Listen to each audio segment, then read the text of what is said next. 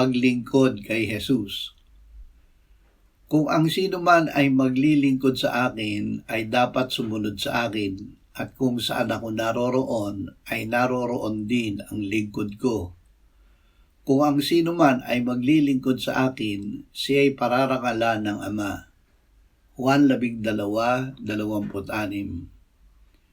Ang Panginoong Hesus ang ating tunay na puno ng ubas na kalinga ng Ama.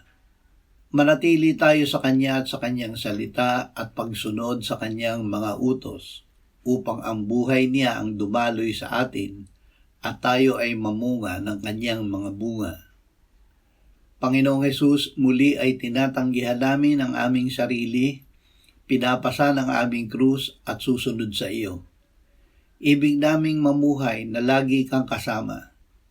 Bigyan mo kami ng kakayahan na maglingkod sa iyo. Amen.